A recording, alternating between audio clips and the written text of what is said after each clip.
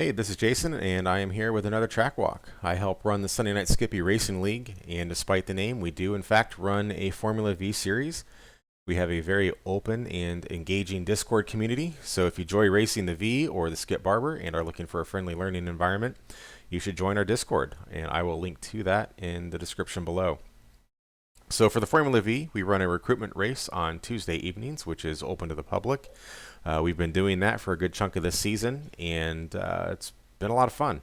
We also run our league race on Thursday evenings. Open practice starts at 7:30 p.m. Eastern, and qualifying begins shortly after 8:30.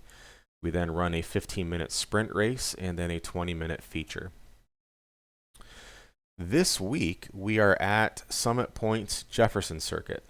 This track is great fun, but it severely punishes mistakes. It's a short lap, but it presents corner shapes that we don't normally get to encounter at many other tracks. A lot of these corners are off camber, and they reward prioritizing corner entry more than we're used to. We're used to really just focusing on corner exit, but we get to mix that up a little bit here. So the format for these track walks is I will first do a silent lap from the cockpit. We'll then do a silent lap from chase mode. Then we'll do a slow motion track walk where I will just play it on slow-mo and do my best to keep the whole thing moving along and not get too hung up in details or any specific corners. So really just a crash course on the track. Then after that, we'll break down the treble corners. And we're just going to hit all the odd numbers tonight. So we're going to do corners 1, 3, 5, and 7. Okay. So, as promised, I'm going to jump into the cockpit. I'm going to leave my inputs up.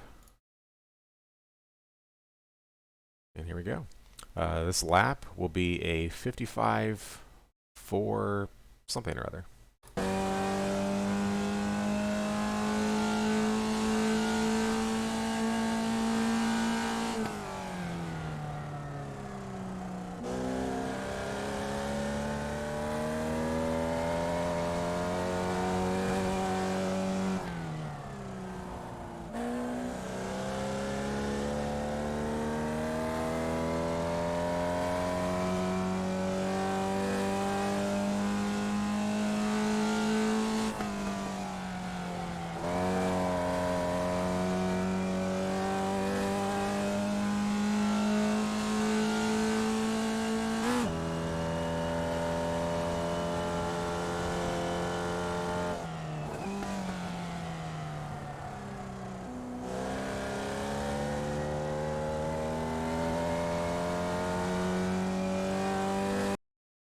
All right, one more time, this time from Chase.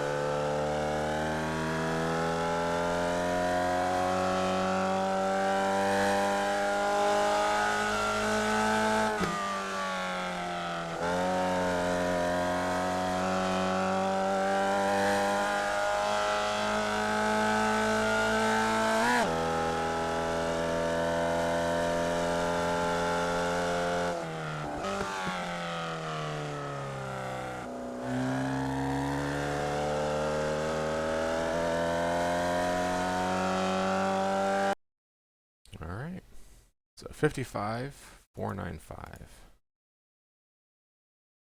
So coming down the straight here, it is a little bit quicker to use fourth gear at the end of the straight. I can shave off a couple extra hundredths if I do that, but it makes getting into turn 1 a bit noisier than I like. I'd rather keep the corner simple. I think turn 1 here is a little more complicated of a turn than we're used to. So I actually keep it in third gear just to help simplify things. It's not a huge loss, so I'd rather just not mess with the downshift. We're going to go deep into the corner and then get on the brakes harder than we normally do, and trail brake. Get the car turned in. We want to kiss the curb right here. There's a lot of positive camber on this corner. So we want to take advantage of all of that. So that's part of why we turn in when we do, is so that we can slide into that groove. Without that, if it was just flat, we'd probably turn in maybe a hair later. So coming out of turn one, we're going to be very deliberate with our steering lock application. Going to even go into the grass a little bit right here. Open up the next right as much as we can without getting it off track or unsettling the car too much. And just like that left, this right's going to be very deliberate, very quick jerk to the right. We're going to climb up on the curb, go through a little bit of the grass. No off track there. It does unsettle the car a bit, but it lets us carry all of the momentum that we've been building, which is really important in this car. So this is turn 3. This is one of the ones that we're going to break down at the end. But we're going to keep this nice and tight. We're not going to try to open the corner up at all because there's a lot of positive camber here, just like in turn 1. We want to stay really close to the curb. We're going to trail brake to get the car rotated, and as soon as we're happy with where it's pointed, we're going to jump all over that throttle again. And we're going to do that as soon as we know that we can do it without pushing so wide that we would drop a wheel. Because if you drop a wheel over here in the muck, you're going to be spinning off way out here. So as soon as we collect the car and we've applied all of that throttle, we don't have to track all the way out. We're going to listen to our force feedback and our wheels, and we're going to cut down on the distance traveled as much as we can while keeping the tires quiet. So delicate balancing act, but worth learning. That's one of the speed secrets in this car, I think. So coming through the exit of turn 4 here, we're going to collapse down onto a really late apex and then start letting the car drift back out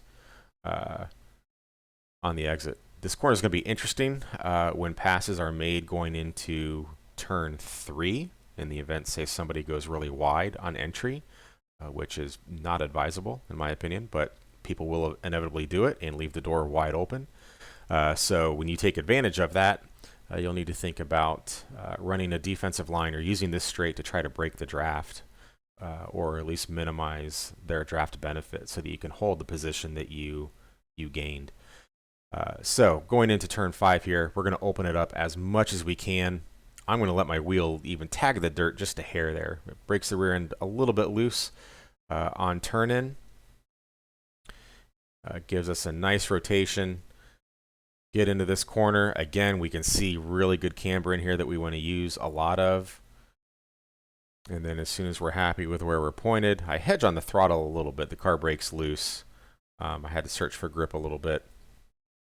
And then we're going to use all of this track on exit. This is one of the areas where you will need every inch of it on exit if you got into and through the corner correctly. So that'll take us all the way out to this little strip. If you find yourself overshooting it and you're out here in the lawn, make sure you don't fight that. Don't try to turn through it and force the car back onto the track. Just accept that you're off the track, you're in the grass, and you're largely a passenger at that point. We see a lot of people make a bad situation much, much worse because they're stubborn about it. They won't accept their fate, and they don't recognize that this is really an ice rink out here. So try to keep the car pointed forward, and you can gradually make your way back onto the track. And you do that with very tiny, subtle inputs. So we're approaching the final 2 turns, 6 and 7 up here. This little bend to the right doesn't really count. We're going to just kiss this curb up here as we open up turn 6, the left. So tag it just a little bit. Even if you take more of it than this, that's no big deal. You just don't want to be all over it. And so as we turn in, I'm going to slow this down a little bit more. This is a very complicated corner. Again, there's a groove that we want to slide into. I am mixing inputs to keep the car balanced. You're going to see me downshift into third in just a moment. Again, mixing inputs to keep it balanced while I do that. That keeps the car from getting unsettled and the rear end swinging out on you.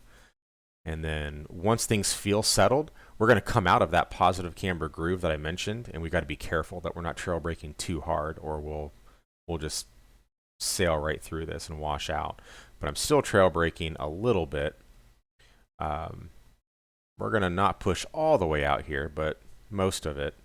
And we're really just looking to spot a super late apex on the exit of turn 7 up here. And we see another groove open up for us. We want to take advantage of that, turn into it. It'll suck us right into that corner where there is just gobs and gobs of grip. And then we can commit to the throttle. If you commit to this too soon, you'll know it immediately because you'll just be pointed way out here, and that's where you're going to go. So make sure you're patient getting back onto the throttle. I don't know why I hedged on it right there, but I did. But it's going to take us all the way out to the strip right here. We don't really want to get into the dirt. And then we will gradually make our way to the left. You will inevitably overshoot things because you got on the throttle too early, and you'll find yourself out in the grass here. And just like we talked about the back straight, accept your fate when that happens and try to ride it out. Don't fight it. Because if you do, you'll just end up spun off to the left here. So that is our slow motion track walk. We're going to back it up again, and we're just going to hit all the odd corners because they're the ones that are a pain here. All right, turn 1.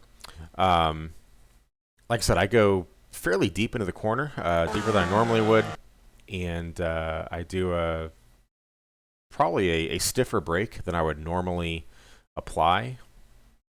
Probably closer to that threshold because we're not looking so much to let the car roll into this corner.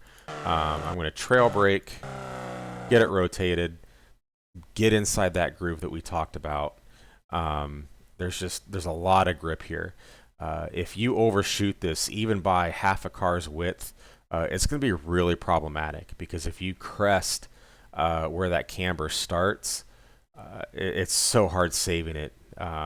So many bad things happen. You either spin as you go over that crest, the rear end's going to swing out to the left on you, or you'll just wash out and you'll just push wide into that grass. And I mean, this is probably the worst place to actually spin because there's just jagged terrain right here. And when your car finally comes to a rest, who knows which way you're going to be pointed. But really important to get this corner right. It's important to get every corner right. But stiffer brake than we normally use. We're not focused as much on coasting and carrying speed as we are just being absolutely precise with where we get the car pointed. Because if we get that wrong, the consequences are dire. Now, once we lock that down and we've got that muscle memory, then we can focus on the other bits. All right, turn 3. I think we're going to see a lot of interesting passes here because, like I said, there's this mantra that you've got to use all of the track, and I think a lot of people take that a little too literally sometimes. We don't have to use all of the track. We need to use all the track that the car needs to run the quickest line around the track. And for this lap in this car, that is not being way out here. But I think a lot of people will instinctively try to open this corner up, and that'll create a lot of interesting passing opportunities. So this is a good place to be because this is the quickest line. It's certainly a defensive line. Nobody's going to come up the inside right here. At least they shouldn't. I mean, they will, but they shouldn't. And you'll be positioned to take the corner if the driver in front of you does try to open it up. Now, that gets tricky on the back straight because you've just taken a position that's going to be very difficult to hold on to because they're going to be in your draft at that point. But that's a different topic.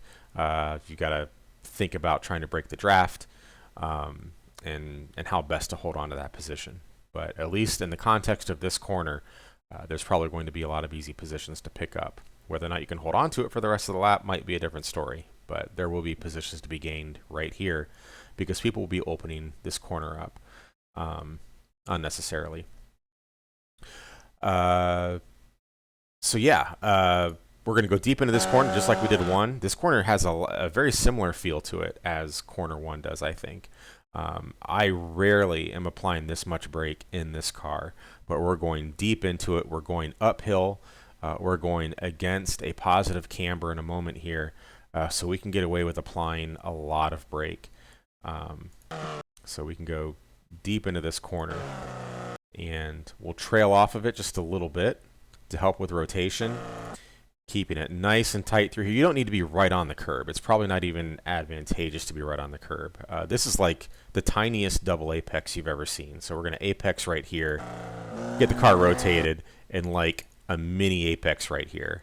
It's probably not even worth pointing this out, but the only reason I am is I don't want to create the impression that you need to be a slave to this curb. You do not need to be right on it. You probably don't want to be right on it.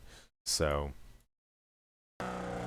catch that groove, and as soon as we're happy with where it's pointed, we're going to commit to full throttle again. Really important that we don't commit too soon. Just like with the final corner, if you commit too soon, you will know it because you'll be way out here. And it is really slick. I think the track falls away a bit. There's no groove, and this is kind of no man's land. Just like this is no man's land out here. So 2 areas of track you don't ever want to find yourself on. Plus, if you're in those areas and anybody else around you is starting to wash out, you're going to be in their path. So another reason to not be there. Like I said on the slow-mo, as we're coming through here, be prepared to use all of the track, but don't use it if you don't have to. So when I say let the car tell you how much track it needs, this is exactly what I'm referring to. I am paying very close attention to my force feedback right here and to what my tires are telling me. I'm making sure that they are dead quiet, and I'm keeping the steering lock as tight as I can without making the tires complain and without getting unwanted feedback from the wheel. So that allows me to not impede my acceleration, but I'm also cutting out distance that I otherwise don't need to travel. And I've talked about this in some of my other track walks, that especially in this car that is so slow and so underpowered, that not covering unnecessary distance is huge. In any race car, you don't want to, cover distance you don't have to, but covering a few extra meters in an F1 car is virtually insignificant. Covering a few extra meters in a Formula Vee, that's time to get out of the car and have a cup of coffee. You don't want to cover distance that you don't have to. That is big chunks of time that are free by not doing that. So turn 5, for me, has been the most difficult. We want to open it up a lot. But what's really tricky is, despite there being a very incentivizing camber and groove through here, the track leading up to it is very rough. I can't see anything on the actual surface of the track, but there is enough junk there that it unsettles the car quite a bit. So to really appreciate that, we've got to talk about the nature of the V a little bit. The engine is right here, and it's hanging way off the back end of the car. So we are driving around in a giant pendulum that is massively weighted toward the rear.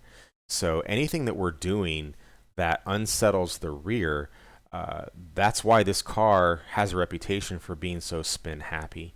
Now we can mitigate a lot of that by applying throttle.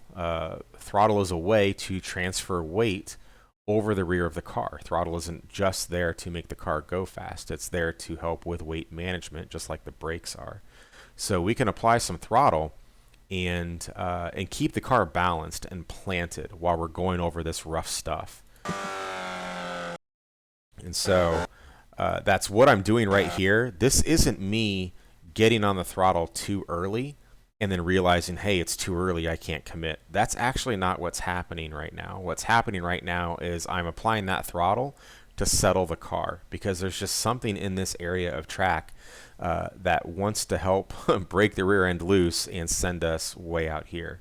So this throttle is just to keep the weight back, especially because we had just been applying the brake.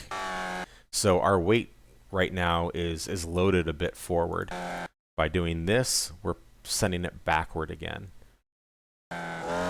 Now, once I like where the car is pointed, I gun it.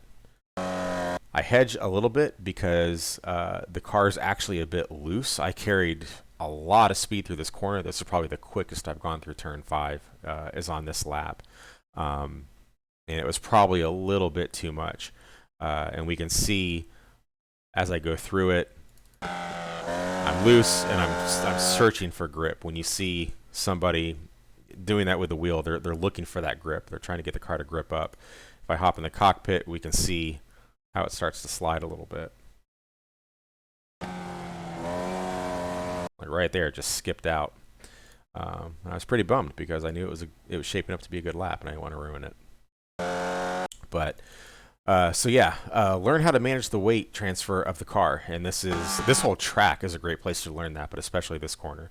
Applying that little bit of throttle to help settle the car, that lets us really find the line we want to be on, be really precise about it before we commit to the throttle, and that little bit of throttle will plant the car and help us do that. So next up, last up, is our turns 6 and 7. So this is a really weird corner. Interesting corner, fun corner. I sound like a broken record, but a lot of positive camber on the inside line. But we don't want to be all the way on the inside line because that's going to make the rotation that we need out of the car way too much out here. We can shorten the distance traveled if we're right up here on the curb, but then the rotation that we need to get out of the car right here is just too great. And the problem is that this positive camber ends. It disappears just for a moment. It comes back, but right in the middle of turns 6 and 7, it is pretty much flat across the track. There's a little bit here, but we can't use it. We can't carry the speed that we need to carry and be on this line. So we can ignore that. But from pretty much this point outward, it's flat. So we can't put ourselves in a position where we need to do, a 135-degree turn. That's just not practical up here. So I'm exaggerating, but you get the idea. So that leaves us with really the middle of this lane. It's really grippy here. There's not a ton that we need to do to keep the car balanced, but just like with turn 5, you'll see mixed input several times as I make my way through here. Right here, I'm mixed, mostly because I'm downshifting in the third. And when we do that downshift, we want to make sure that we are applying a lot of throttle. I shouldn't say a lot. Enough throttle that when we drop into third, it doesn't unsettle the rear. As you probably know, if you're running this car at all, there's not really any overlap in the gearing in this car. So when you drop a gear, there's a jolt to the RPMs, and so we want to prevent that jolt, because that jolt will knock the rear end loose at a very vulnerable time, because we're applying brake and we're turning the car. In this car, this is just about the worst time to drop down into third, because we're creating a perfect storm and a perfect recipe for spinning. So we've got to match the RPMs for third gear so that we can grease ourselves right into it, slide right into third gear, not upset the car, and keep things square so we can stay on the track, really. Because if you're too aggressive with it or you don't match those RPMs, you'll be out here. So once the car is settled, it's a really long trail brake, really small trail brake, because we don't want to apply so much brake that we feel like we've got to crawl through the corner. But just a nice long rotation, and then drop back into the groove that comes back for us. Let it pull us into this corner, and then we can finish out the lap. So if we look at the telemetry real quick, for turns 6 and 7. We have, we can see this really long trail brake. We do have several applications of brake. This actually looks a little bit different lap to lap for me, but this is me keeping the car balanced. So we've got some overlap right here between the throttle and the brake. And again, that just, by doing that, we are helping to stabilize the car.